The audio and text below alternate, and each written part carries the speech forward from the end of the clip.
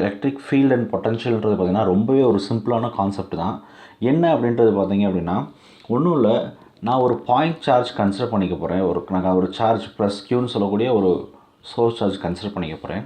இந்த சார்ஜ் ஒரு ஆரிஜின் ஒரு ஃபிக்ஸட் பொசிஷனில் என்னன்னா வச்சுருக்கேன்.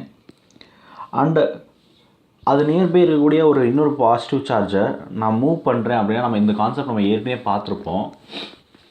ஒரு நியர்பை இருக்கக்கூடிய டெஸ்ட் சார்ஜை நீங்கள் மூவ் பண்ணுறீங்க அப்படின்னா, அந்த டெஸ்ட் சார்ஜை ஒரு இடத்துலேருந்து இன்னொரு இடத்துக்கு ஒரு குறிப்பிட்ட டிஸ்டன்ஸ்க்கு நீங்கள் மூவ் பண்ணி கொண்டு வரப்போ அங்கே என்ன சொல்லுவீங்க, ஒரு small work is been ton அப்படின்னு சொல்லுவோம். ஒரு குறிப்பிட்ட ஒர்க் டன் நடந்திருக்கு அப்படின்றத சொல்லுவோம். அப்படி சொல்கிறப்ப அந்த ஒர்க் டன்னு நம்ம என்ன சொல்லுவோம், டபிள்யூ அப்படின்ற டேர்ம் வச்சு நம்ம என்ன பண்ணியிருப்போம்னா ரெப்ரசன்ட் பண்ணியிருப்போம். இந்த ஒர்க் டன் நடந்தது பார்த்திங்க அப்படின்னா ஒரு குறிப்பிட்ட ஏரியாக்குள்ளே நடந்திருக்கும், ஒரு ஃபீல்டுக்குள்ளே நடந்திருக்கும். அது என்னென்னா எலக்ட்ரிக் ஃபீல்டு. ஏன்னா எனக்கு சோர்ஸ் சார்ஜ் காரணமாக அந்த சோர்ஸ் சார்ஜை சுற்றி ஒரு சர்டன் ரேஞ்சுக்கு என்ன இருக்கும்னா ஒரு எலக்ட்ரிக் ஃபீல்டு அப்படின்ற ஒரு விஷயம் கண்டிப்பான முறையில் உருவாயிருக்கும்.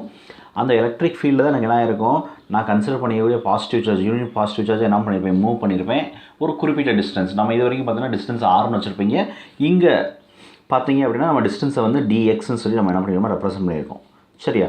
அப்போ ஜஸ்ட் கன்சிடர், நான் ஒரு சோர்ஸ் சார்ஜ் எடுத்துக்கிறேன், இன்னொரு டெஸ்ட் சார்ஜ் ஒன்று எடுத்துக்கிறேன்னு வச்சுக்கோங்க. சோர்ஸ் சார்ஜை நோக்கி என்ன பண்ணுறேன், இந்த டெஸ்ட் சார்ஜுன்ற விஷயத்தை நகட்டி கொண்டு வரேன். ஆனால் இங்கே அதே நேரத்தில் எனக்கு என்ன இருக்குது, சோர்ஸ் சார்ஜை சுற்றி என்ன இருக்கும் அப்படின்றது பார்த்திங்கன்னா எலக்ட்ரிக் ஃபீல்டு அப்படின்ற ஒரு விஷயம் கண்டிப்பான முறையில் இருக்கும். இதை சுற்றி எலக்ட்ரிக் ஃபீல்டு அப்படின்ற ஒரு விஷயம் எனக்கு இருக்கும். அப்போ இந்த யூனிட் சார்ஜை என்ன பண்ணுறேன், I'm just moving for a small distance. நான் ஒரு பாயிண்ட்லேருந்து இன்னொரு பாயிண்ட் கொண்டு போகிறேன்னு வச்சுக்கோங்க. அந்த டிஸ்டன்ஸை dxன்னு வச்சுக்கிறேன்னு வச்சுக்கோங்க. I just represent as dx. இந்த டிஸ்டன்ஸ் என்ன வச்சுக்கோங்க, dxன்னு வச்சுக்கிறேன். ஒரு குறிப்பிட்ட டிஸ்டன்ஸ் என்ன பண்ணுறேன்னா மூவ் பண்ணி கொண்டு வரேன். அப்படி மூவ் பண்ணி கொண்டு வரேன் அப்படின்னா எதுக்குள்ளே, இந்த எலக்ட்ரிக் ஃபீல்டு இருக்கக்கூடிய ரீஜனுக்குள்ளே என்ன பண்ணுறேன், கொண்டு வரேன். அதை நான் என்ன சொல்கிறேன், ஒர்க் டன் சொல்கிறேன்.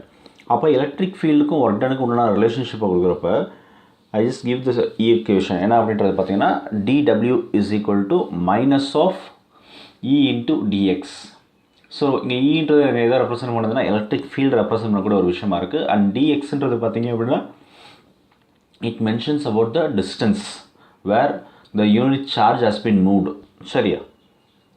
இதில் இன்னொரு விஷயம் நோட் பண்ணிங்க அப்படின்னா அதில் மைனஸ் சிம்பிள் இருக்குது. இந்த மைனஸ் சிம்பிள் என்ன அப்படின்றது பார்த்தீங்க அப்படின்னா இட் இஸ் நத்திங் பட் எது சொல்லுதுன்னா, நான் செய்யக்கூடிய ஒர்க்குன்றது எதுக்கு அகைன்ஸ்டாக இருக்குன்னா எலக்ட்ரிக் ஃபீல்டுக்கு அகைன்ஸ்டாக. இங்கே பாருங்கள், டயக்ராம் பாருங்கள். எலக்ட்ரிக் ஃபீல்டுன்றது எனக்கு அதாவது நான் பாசிட்டிவ் சார்ஜாக இருந்தால் எனக்கு என்ன தெரியும், எலக்ட்ரிக் ஃபீல்டுன்றது பாயிண்ட்ஸ் ரேடியில் அவுட்வர்ட், வெளிநோக்கி வரக்கூடிய ஒரு விஷயம். எலக்ட்ரிக் ஃபீல்டு எல்லாமே எனக்கு என்னது, வெளிநோக்கி வரக்கூடிய ஒரு விஷயம். நான் சப்போஸ் கன்சிடர் பண்ண சார்ஜ் வந்து யூனிஃபார்ம் எலக்ட்ரிக் ஃபீல்டாக இருந்துச்சுன்னா இந்த மாதிரி ஈவன் லைன்ஸ் இருக்கும். இது வந்து எல்லா டைரெக்ஷனும் போகிற மாதிரி காமிச்சிருக்கேன். அப்போ யூனிஃபார்ம் எலக்ட்ரிக் ஃபீல்டாக இருந்தால் என்ன ஒரே டைரெக்ஷனில் பாயிண்ட் பண்ணுற மாதிரி இருக்கும். இங்கே எனக்கு நான் என்னோட சோர்ஸ் சார்ஜ் டெஸ்ட் சார்ஜ்ன்றது எந்த பக்கம் வருது, ஒர்க் நடக்குது எதுக்கு அகெயின்ஸ்டாக, எலக்ட்ரிக் ஃபீல்டுக்கு அகெயின்ஸ்டாக, ரெண்டுமே ஆப்போசிட்டாக இருக்கக்கூடிய ஒரு விஷயம். அதுதான் இங்கே என்ன பண்ணுறாங்க, இந்த மைனஸ் சிம்பிள் வச்சு நம்ம என்ன பண்ணுறோம்னா ரெப்ரசன்ட் பண்ணுறோம். சரியா?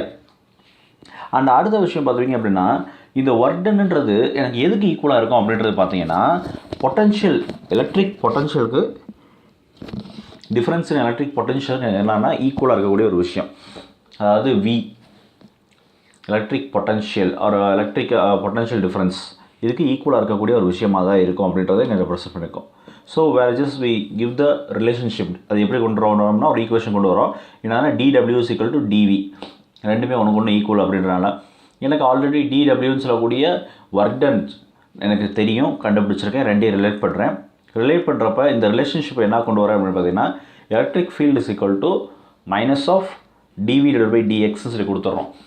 அப்போ இப்போ என்ன பண்ணுறோம்னா we just bring the relation between electric potential difference and the electric field. இதுதான் நம்ம கொண்டு வந்து காமிக்கக்கூடிய ஒரு விஷயமா இருக்குது. அப்போ இந்த எலக்ட்ரிக் ஃபீல்டுன்றது பார்த்தீங்க அப்படின்னா எப்படி இருக்குன்னா இட் இஸ் அ நெகட்டிவ் கிரேடியண்ட்டாக இருக்கக்கூடிய ஒரு விஷயம். நெகட்டிவ் கிரேடியண்ட் அப்படின்னு நம்ம சொல்கிறப்ப வந்து எதுக்கு எலக்ட்ரிக் பொட்டன்ஷியலுக்கும் வந்து பார்த்தீங்க அப்படி எலக்ட்ரிக் ஃபீல்டு எப்படி இருக்குது, நெகட்டிவ் கிரேடியண்ட்டாக இருக்கக்கூடிய ஒரு விஷயம். அண்ட் ஜென்ரலாக நம்ம ரெப்ரசன்ட் பண்ணுறப்ப நம்ம இங்கே என்னது, நம்ம in terms of coordinate Cartesian coordinate system வச்சு நம்ம பேஸ் பண்ணி இது பண்ணுறப்ப வந்து நம்ம ஆக்சியல் பேசிஸில் கான்செப்ட் கொண்டு வரப்போ வந்து என்னன்னா E vector is equal to minus of ∂V/∂x I cap plus ∂V/∂y J cap plus ∂V/∂k K cap அப்படின்ற ஃபார்வர்டில் என்ன பண்ணலாம், ஜென்ரல் ஃபார்மட்லேயும் நம்மளால் எழுத முடியும். இது கண்டிஷன்ஸுக்கு ஏற்றாப்புல எனக்கு வந்து எந்த டைமென்ஷனில் இது பண்ணுறேன், என்னோட கன்சிடரேஷன் பொசிஷன் என்ன அப்படின்றத நம்ம இன்னும் ஈஸியாக ஸ்டடி பண்ணுறதுக்கு யூஸ் ஆகக்கூடிய ஒரு விஷயம். ஸோ கண்டிப்பான முறையில் உங்களுக்கு இந்த வீடியோ பிடிச்சிருக்கும்னு நினைக்கிறேன்.